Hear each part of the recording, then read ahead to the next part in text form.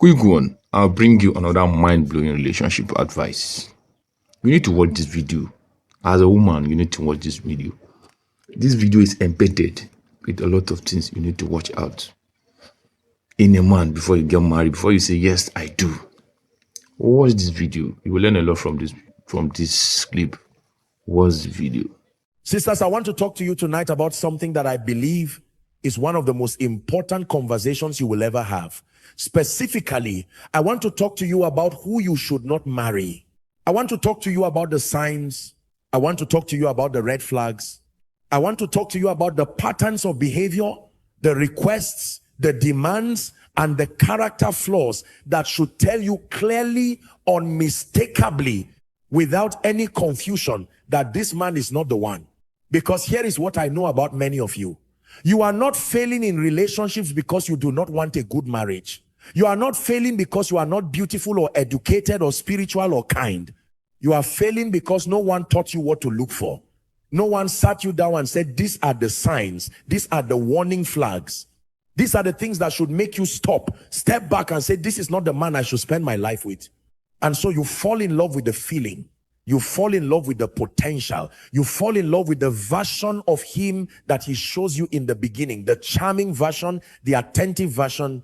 The man who calls you every day and tells you that you are the most important woman in his world. And by the time the real version shows up, you are already emotionally invested. You are already attached. You are already planning a future. And when people try to warn you, you defend him. You say you don't know him like I do. You say he's working on those things. You say nobody is perfect. And while that is true, nobody is perfect. There is a difference between a man who has flaws that he's working on and a man who has fundamental character deficiencies that disqualify him from marriage. There is a difference between a man who is growing and a man who is dangerous. There is a difference between imperfection and incompatibility. And tonight, I want to teach you the difference. I want to teach you what disqualifies a man. I want to teach you the things, the actions, the requests, the attitudes, the behaviors that should end the conversation about marriage immediately. Not slow it down, not give you pause. End it, because your life is too valuable. Your future is too precious. Your destiny is too significant to be tied to a man who does not deserve you. So listen to me carefully. Listen with your spirit and not just your emotions, because your emotions will lie to you when you are in love. Your emotions will make excuses. Your emotions will see what they want to see. So let your spirit hear this. Let your discernment receive this, and let it change the decisions you make about who you allow into your life. The first thing I want to address is this. Do not marry any man. I do not care how handsome he is. I do not care how many promises he has made. I do not care how long you have been together. Do not marry any man who asks you to prove your love through sexual compromise before marriage. Listen to me carefully. A man who truly loves you will protect your purity, not pressure you to abandon it. A man who is genuinely interested in your well-being, your future, your worth, will not put you in a position where you have to choose between keeping your values and keeping him. That is not love. That is manipulation. That is control. That is a man who has placed his appetite above your dignity. And I want to say this clearly because some of you have been told a lie. You have been told that if a man wants you physically, it means he loves you. But I want you to understand something tonight. Desire is not love. Attraction is not love. Even obsession is not love. Love protects. Love honors. Love waits. Love says, I respect who you are and what you believe too much to ask you to violate it for me. When a man says to you, if you love me, you will do this, he has just shown you who he is. He has just shown you that his love for you is conditional. He has shown you that he sees your body as something he is owed rather than something he must earn the right to honor through covenant. Do not be deceived by romantic language. Do not be moved by his tears or his frustration. Do not let his impatience become your emergency. And some of you may say, but he told me we are going to get married anyway, so it does not matter. It matters. It matters enormously. Because the man who cannot control himself before marriage is showing you a pattern. He's showing you that his needs come before your values. He's showing you that pressure is a tool he uses to get what he wants. And once you are married, that pattern does not disappear. It just moves to different areas of your life. A man worth marrying is a man who says, I will wait. A man worth marrying is a man who respects the boundaries you have set. A man worth marrying understands that the covenant must come before the consummation. And if he cannot wait, he is not ready for the responsibility that comes with your life.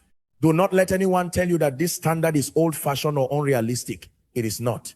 It is wisdom. And the women who have held to this standard have built marriages on foundations that do not crumble.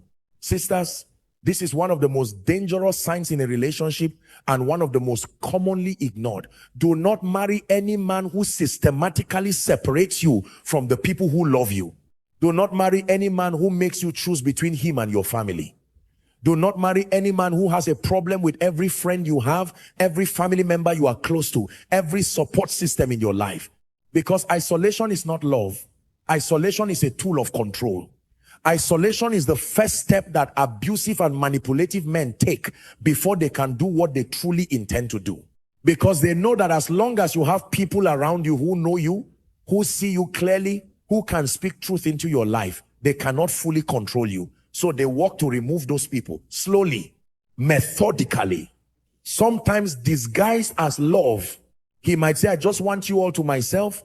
He might say your friends are a bad influence. He might say your family does not understand our relationship. He might say you spend too much time with other people instead of investing in us. And it sounds reasonable. It sounds like he just wants your attention, your focus, your devotion. But watch the pattern over time. Watch what happens when you spend time with your mother or your sister or your close friend. Watch the guilt trips. Watch the arguments. Watch the accusations. A man who loves you will want to build relationships with the people you love. He will make an effort with your family. He will be friendly to your friends. He will be secure enough in your relationship that your other relationships do not threaten him. Because secure men are not threatened by love. Only insecure men and controlling men try to be the only love in your life. If you are in a relationship right now, you look up one day and realize that you have slowly drifted away from your closest friends, that you no longer call your mother the way you used to, that you no longer confide in the people who have always known you. And if this coincided with this relationship becoming serious, I need you to stop and examine this carefully. Because healthy relationships add to your world, they do not shrink it. Do not marry a man who shrinks your world. Do not marry a man who makes you smaller. Do not marry a man whose love requires you to lose everyone else. That is not love. That is captivity dressed in romantic language. I want to address this with great seriousness because it is a matter of physical and emotional safety. Do not marry any man who has an uncontrolled temper. Do not marry any man who punches walls, breaks things, screams, throws objects, drives recklessly when angry, or uses physical intimidation as a form of communication. Do not marry any man who has laid a hand on you in anger even once, even if he apologized immediately, even if he cried, even if he said it would never happen again. Because here is what anger issues tell you about a man. They tell you that he has not learned how to manage what lives inside of him. They tell you that when things become difficult, and in marriage, things will become difficult, he does not have the emotional tools to navigate that difficulty without becoming a danger to those around him. They tell you that you and eventually your children will have to manage your behavior, your words, your emotions around his volatility. And that is not a home. That is a hostage situation. Some of you are already in relationships with men like this, and you are making excuses. You say he only acts like that when he has been drinking. Then he has a drinking problem in addition to an anger problem, which is two reasons to stop, not a reason to continue. You say he only acts like that when he is under stress. Then how will he behave during the inevitable stresses of marriage, financial pressure, parenting, conflict? You say he is getting better. How long have you been saying that? How many months or years have you been waiting for the better version to arrive? A man who cannot manage his anger is not ready for the responsibility of a wife and family. Full stop. Not because he is a bad person in every way, not because he is beyond redemption, but because until he has done the healing work, until he has genuinely addressed what is driving that anger, the people closest to him will be the ones who bear the weight of it. And you should not be that person. Watch how a man handles frustration during your dating season. Watch how he responds when a waiter gets his order wrong. Watch how he talks when he is stuck in traffic. Watch how he speaks to people he considers beneath him, drivers, security guards, service workers. Watch how he treats his mother and his sisters. These are previews. These are trailers of the full movie you are about to live in. Pay attention. Do not marry a man whose first language when he's hurt is aggression. Do not marry a man who uses fear as a relationship tool. Do not marry a man whose anger you have already learned to manage and navigate and tiptoe around. That is not a partnership. That is survival. Sisters, I want to talk to you about spiritual compatibility, because this is perhaps the most foundational issue of all. Do not marry any man who does not have a genuine personal living relationship with God. Do not marry a man who goes to church only when it is convenient or to impress you. Do not marry a man who calls himself a Christian, but his character, his decisions, his treatment of you bear no reflection of the Christ he claims to follow. Because marriage is not just a legal contract. Marriage is a covenant, and a covenant carries spiritual weight. And if the man you are choosing to enter that covenant with does not have the spiritual foundation to carry it, the covenant becomes a burden rather than a blessing. It becomes a source of conflict rather than a source of strength. And I know some of you will say, but I can help him grow spiritually. I can be his influence. I can bring him into the things of God through the quality of my own work. And I want to say to you, with love and with care, that is not your assignment. Your assignment is not to be his spiritual mother. Your assignment is to be his partner. And you cannot partner effectively with someone who is not walking on the same road you are walking on. The Bible does not say to be unequally yoked without reason. Because when a yoke is unequal, when one animal is pulling with everything it has and the other is resisting or pulling in a different direction, both animals suffer. The work is harder, the progress is slower, the burden is heavier, and eventually something breaks. Do not yoke yourself to a man whose spiritual foundation cannot bear the weight of the life you want to build. Do not marry a man who has no accountability to God, because a man with no accountability to God has no accountability at all. When there is no God in a man, there is no final boundary on his behavior. He will do what he wants, when he wants, to the degree that he can get away with it, because there is nothing higher than himself that he answers to. A man who fears God will treat you with a reverence that no amount of emotional intelligence or personal development alone can produce. A man who fears God will walk away from temptation, not just because he loves you, but because he loves God more. A man who fears God will lead your home with wisdom that comes from a source greater than himself. Do not underestimate this. Do not compromise on this. Spiritual alignment is not a luxury in a marriage. It is the architecture. It is the foundation. Without it, everything else is built on sand. A man without vision is a man without direction. And a man without direction will take you nowhere. Do not marry any man who cannot tell you clearly where he is going, what he is building, what he is working toward, and how he plans to get there. Do not marry a man who is drifting through life hoping that things will somehow work out. Do not marry a man who has no goals, no ambitions, no plans, no sense of purpose. Now, I want to be careful here, because I am not asking you to only marry a man who is already wealthy, already established. Wealth can come, businesses can be built, careers can grow. The issue is not where a man currently stands. The issue is whether he has a direction. The issue is whether he has a sense of who he is and where he is going. The issue is whether he is the kind of man who walks, who builds, who moves forward, who takes responsibility, because vision matters in a marriage. When you are going through a difficult season, and every marriage goes through difficult seasons, vision is what holds you together. Vision gives you something to believe in beyond the current circumstances. Vision gives you a reason to push through when everything is hard. Vision gives your sacrifice meaning. But if there is no vision, what do you sacrifice for? If there is no direction, what are you working together toward? If there is no goal, what does the partnership mean? You become two people coexisting, not two people building. And coexistence is not marriage. A man with vision also protects you from becoming his mother. Because a man who has no vision, no drive, no goals will inevitably become dependent on you, not just financially, but emotionally, spiritually, in his sense of self-worth. And slowly, unconsciously, you will begin to carry him. You will begin to manage him. You will begin to be the one who makes the decisions and sets the direction, and you will resent it. You will resent it deeply, but you will have been warned. Do not build a future with a man who has no future of his own. His vision does not have to be perfect. It does not have to be grand, but it must exist. He must know what he is working toward. He must have a sense of purpose that is greater than just surviving each day. Because the woman who walks with a man of vision walks into something. And the woman who walks with a man without vision walks in circles. Sisters, two things tell you everything about how a man will eventually treat you. The first is how he treats his mother. The second is how he speaks about the women he has been with before you.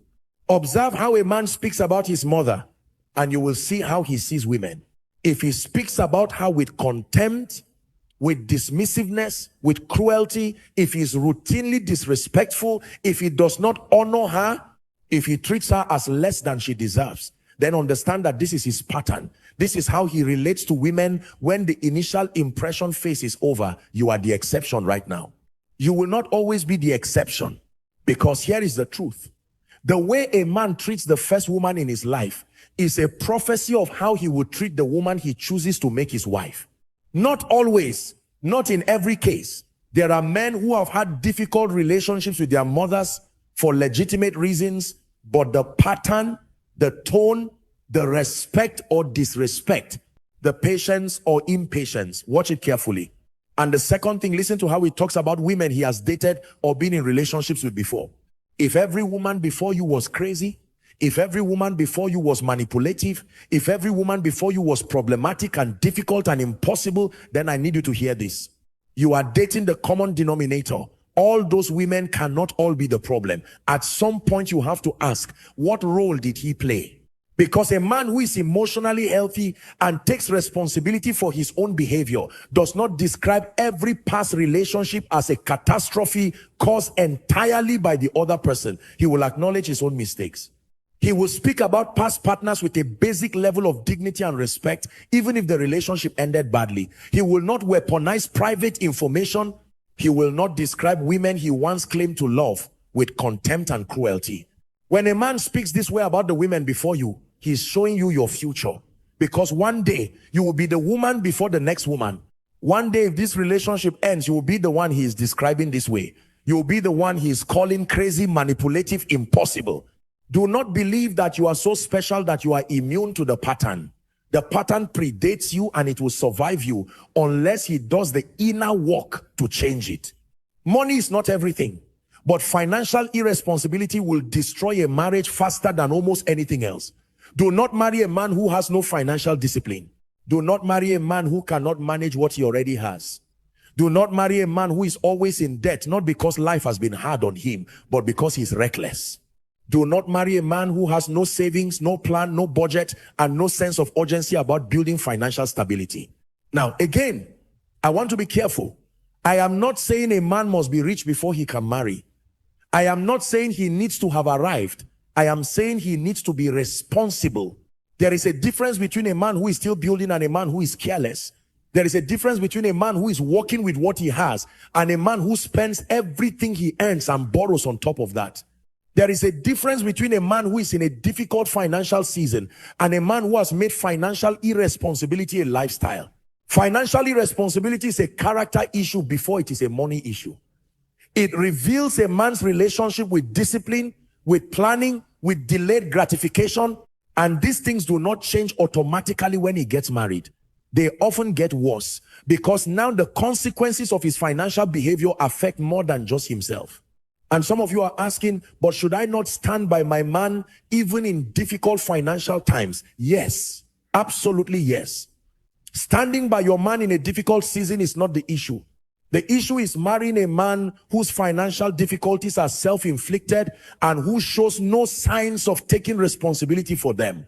The issue is marrying a man who expects you to bail him out repeatedly without accountability. The issue is marrying a man who sees your income and your resources as his backup plan rather than his motivation to be a responsible provider. Watch how a man handles money during your dating season. Does he have any savings at all? Does he live within his means? Does he borrow money and repay it? Or does he borrow and forget? Does he have a plan for his financial future? Even a simple one. Does he take responsibility for financial decisions that did not go well? Or does he blame circumstances, other people, bad luck? These are the questions that matter. A man who is financially responsible, even on a small income, will build something significant over time. A man who is financially reckless, even with a large income, will always be in crisis. Do not be attracted to the appearance of wealth. be attracted to the habits that build genuine wealth. This is connected to everything I've been teaching, but I want to address it directly. Do not marry a man who cannot own his mistakes. Do not marry a man who has an answer for everything, and that answer is always someone else. Do not marry a man for whom nothing is ever his fault. His financial problems are always the economy's fault. His failed relationships are always the other person's fault. His stunted growth is always his upbringing's fault. His poor decisions are always circumstances he could not control. Because a man who cannot take responsibility is a man who cannot grow. And a man who cannot grow will remain exactly where he is for the rest of his life. And if you are married to him, you will remain stuck with him. Responsibility is one of the primary marks of emotional and spiritual maturity. A mature man says, I made a mistake. A mature man says, I was wrong. A mature man says, I should have done that differently. A mature man looks at a failure in his life and asks, what role did I play? How can I do better? What do I need to learn from this? He does not look for someone to carry the blame. And this matters so deeply in marriage because conflict is inevitable in marriage. Misunderstandings are inevitable. Hard feelings are inevitable. Poor decisions are inevitable. And when those moments come, the ability of both partners to own their part, to say, I was wrong, to apologize sincerely and mean it, this is what allows healing. This is what allows the relationship to move forward. But if you are married to a man who cannot take responsibility, every conflict becomes endless. Every argument circles back to your fault. Every apology is conditional or never comes at all. Every problem in the marriage has a reason that points away from him. And you will spend your years feeling unseen, unheard, and unacknowledged. And that is a slow and quiet kind of suffering. Boundaries are not walls. Boundaries are not rejection. Boundaries are the language of self-respect. And a man who does not honor your boundaries during your dating season will not suddenly become respectful of them in marriage. In fact, marriage often makes boundary violations worse, not better, because now he feels entitled. Watch what happens when you say no to this man. Watch what happens when you set a limit, any limit. Watch whether he respects it, questions it, or works systematically to break it down. Because a man who cannot accept your no in small things cannot be trusted with your life in big things. If you say, I am not comfortable with this, and he sulks or gets angry or argues or makes you feel guilty until you change your position, that is not love. That is coercion. That is a man who views your autonomy as an obstacle rather than a characteristic he respects. If you say, I need time alone, and he cannot give you that without making it about him, that is a warning. If you say, I do not want to discuss that yet, and he does not accept it, that is a warning. If you say, I am not ready for that step, and he uses emotional pressure to move you faster than you are comfortable with, that is a warning. Because your yes only has value if your no is also real. And a man who does not accept your no does not actually want your yes. He wants compliance. And compliance masquerading as love is one of the loneliest places a woman can find herself. Sisters, I want to say this as clearly as I know how. Do not marry any man who asks you directly or indirectly to abandon your calling, your gifts, your purpose, your career, your education, your destiny to serve only his. Do not marry a man who cannot celebrate your success. Do not marry a man who feels diminished by your achievements. Do not marry a man who wants a partner but behaves as though he wants a subordinate. Because God gave you gifts. God gave you a calling. God placed a purpose inside of you that is not cancelled by marriage. Marriage should multiply your potential, not amputate it. A good husband is a man who looks at the gifts in you and says, I want to spend my life helping these gifts reach their fullness. He does not look at your gifts and feel threatened. He does not look at your ambitions and feel insecure. He does not ask you to make yourself smaller so that he can feel bigger. And I understand that there are seasons in a family's life where one partner makes sacrifices for the other. There are seasons where a woman may choose to invest more in the home and the children while her husband builds. That is a choice and a noble one. But there is a difference between a woman who freely chooses to invest in the family in a particular season and a woman who was told explicitly or through emotional manipulation that her dreams do not matter, that her gifts are secondary, that her purpose is only to support his. A man who asks you to abandon your dreams before you are even married is showing you how he views you. He views you as a resource, not a partner. He views you as something to use, not someone to love. And marriage to a man like that will cost you everything, not just your dreams, your identity, your sense of self, your voice, your joy. Do not give those things up for any man. Not for love, not for fear, not because you have waited long and feel the pressure of time. Those things are too precious, and the right man will never ask for them. Consistency is one of the most undervalued virtues in a partner. And in the days of dating, the test is simple. Does this man show up when it is costly? Does he show up when it is inconvenient? Does he show up when you need him and it requires something from him? Because showing up when it feels good requires no character. Any man can be present, attentive, and generous when things are easy, when you are in a good mood, when there is nothing being asked of him. But watch what happens when you are going through something difficult. Watch what happens when you are sick and need care. Watch what happens when you have a family crisis and need him to be present, even though he is busy. Watch what happens when you are not at your best emotionally and need patience and grace rather than entertainment. A man who only shows up for the fun parts of the relationship is a man who is not prepared for the full-time responsibility of a marriage. Marriage is not a highlight reel. Marriage is the full picture, the hard days, the sick days, the grief, the failure, the exhaustion, the seasons where the romance is quieter and the work is louder. And you need a man who has already demonstrated that he is willing to show up for those parts too. Watch also for the man who is present physically but absent emotionally. Because presence without engagement is not partnership. A man can be in the same room and be completely unavailable. Watch whether he listens when you talk. Watch whether he remembers the things that matter to you. Watch whether he invests in knowing who you actually are. Not just the version of you that is easy and pleasant, but the full, complex, real person that you are. Do not be so grateful for physical presence that you accept emotional absence as normal. You deserve a man who is fully there. Addiction, whether to alcohol, substances, pornography, gambling, or anything else that has control over his behavior, is not simply a personal issue. It is a marriage issue. It is a family issue. It will affect you, your finances, your children, your peace, your home. And marrying a man with an active, unaddressed addiction with the hope that love and commitment will heal it is one of the most painful mistakes a woman can make. Now, I want to be sensitive here because addiction is a real struggle and it does not make someone a bad person. But there is a critical distinction you must understand. There is a man who has faced his addiction, who has sought help, who is in active and consistent recovery, who is accountable to a community, who is honest with you about his history and his triggers and his progress. That man is in a very different place from a man who has an addiction. He is minimizing, hiding, justifying, or blaming on circumstances. Do not let sympathy replace discernment. You can care about a man deeply and still understand that you should not marry him in his current condition. Love without wisdom is not love, it is emotion. And emotion alone is not sufficient guidance for a decision as permanent as marriage. If a man tells you he has a problem but is not doing anything about it, not in therapy, not in a recovery program, not in accountability with a pastor or counselor or community, then his acknowledgement of the problem is not enough. Action is what matters. Progress is what matters. Demonstrated change over meaningful time is what matters.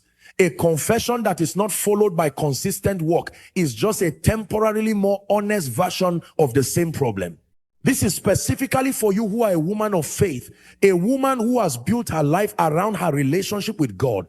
Do not marry any man who mocks your faith, who minimizes the things that are sacred to you, who views your spiritual life as an inconvenience, who resents the time you give to God, who makes you feel foolish for believing what you believe. Because your faith is not a phase, it is not a cultural background, it is the center of who you are. It is the foundation of your decisions, your values, your identity, your hope. And a man who does not respect that does not fully respect you. He respects the version of you that he can manage. He respects the version of you that does not challenge him or convict him or make him feel the weight of a standard higher than himself. Watch how he speaks about church. Watch how he speaks about your prayer life, your fasting, your worship, your time with God. Does he honor these things even if they are not currently meaningful to him?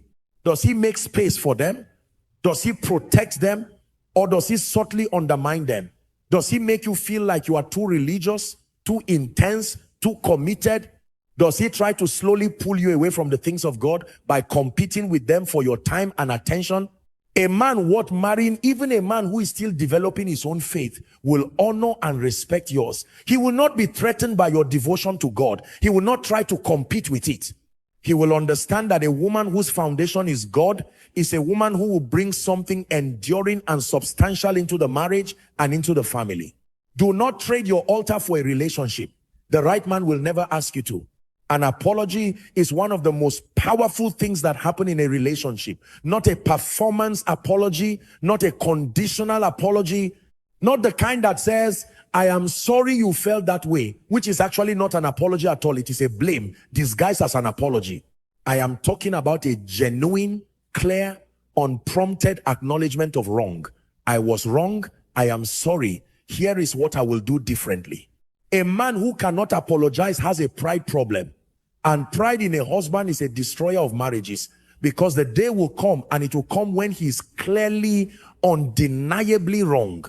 When his decision caused pain, when his words caused damage, when his action or inaction created a real crisis in the marriage. And in that moment, what will he do? Will he own it? Will he protect the relationship by being humble enough to say, I was wrong? If his pattern right now is to deflect, to minimize, to justify, to shift the blame, to turn every argument back to something you did wrong, then that pattern will not improve with time. It will intensify, because pride does not naturally diminish. It must be confronted and chosen against. And a man who is not confronting it now is not choosing against it now. You deserve a man whose love for you is greater than his need to be right. You deserve a man whose commitment to the relationship is more important to him than protecting his ego. You deserve a man who can look you in the eyes and say, I hurt you and I am sorry, without 100 qualifications attached. I want to address something that is rarely spoken about directly. Do not quickly dismiss the concerns of a man's family when they have legitimate objections to your relationship or to his behavior toward you. But equally and more directly, do not marry a man who allows his family, particularly his mother, to run your relationship or your future marriage. There is a man who has never spiritually or psychologically left his parents' home. He is physically an adult. He has a job, a car, his own space, but his allegiances, his loyalties, his final decisions belong to his family of origin. His mother's opinion overrides yours. His family's preferences override your needs. And every time there is a conflict between what his family wants and what is right for the two of you, his family wins. This man is not ready to be a husband, because the foundation of marriage is covenant between two people. The scripture says clearly, a man shall leave his father and mother and cleave to his wife. Living is not physical only. It is emotional, it is spiritual, it is a transfer of primary loyalty. And a man who has not made that transfer will never fully belong to the marriage he is in. Watch how a man navigates his family relationships during your dating season. Does he have healthy boundaries with them? Can he say no to his family when necessary? Can he prioritize the relationship with you without cutting off his family? Is there balance? Or is his family a controlling force that he has no power or willingness to address? And watch how his family treats you. Because a man who allows his family to disrespect you, belittle you, or undermine you in front of him and does nothing is a man who has already made his choice. He chose peace with his family over dignity for you. And that choice will be made again and again throughout the marriage. Sisters, I have given you a long list tonight. And some of you may be feeling something as you read it. Some of you may be recognizing someone. Some of you may be recognizing your current relationship or your past relationship or the relationship you almost entered. And it may be painful. Clarity is sometimes painful. But I want you to hear this. I want you to hold on to this. The purpose of everything I have taught tonight is not to make you afraid of men. The purpose is not to make you hopeless about marriage. The purpose is not to keep you alone forever. The purpose is to protect you. The purpose is to give you a standard. The purpose is to give you language for what you have been feeling but could not articulate. The purpose is to set you free from the cycle, because there are good men There are men of character, of faith, of discipline, of vision, of love. There are men who will honor you, cherish you, pray for you, build with you, protect you, celebrate you. There are men who are worthy of your yes. But you will never find them, you will never recognize them, you will never fully receive them if you have not first understood what you will not accept. Saying no to the wrong man is the most important preparation you can do for saying yes to the right one. And I want to say one more thing. I want to say this especially to the woman who has already made some of these mistakes, who has already married the wrong man, or is in a relationship with some of these signs, or who has stayed longer than she should have. I am not speaking condemnation over you. I am not telling you your life is over, or that God has abandoned you, or that you are beyond restoration. God is a God of redemption. God is a God who restores. God is a God who takes the broken places and makes them into testimonies. Where you are right now is not where you have to stay. The pattern can be broken at any point you decide to break it. And the God who created you, who knows your name, who numbers the hairs of your head, that God has not finished writing your story. But you have to do the work. You have to take responsibility. You have to be honest. You have to heal. You have to raise your standards. You have to love yourself enough to require better. And you have to trust God enough to wait for it. You deserve a covenant, not a compromise. You deserve a partner, not a project. You deserve a man who loves you the way Christ loved the church. Sacrificially, consistently, wholly. Do not settle for less. Not because you are too good for any man, but because God has something too good for you to miss it by settling. Break the pattern, raise the standard, wait for the right one, and trust the God who holds your future. You are worth it. Now believe it.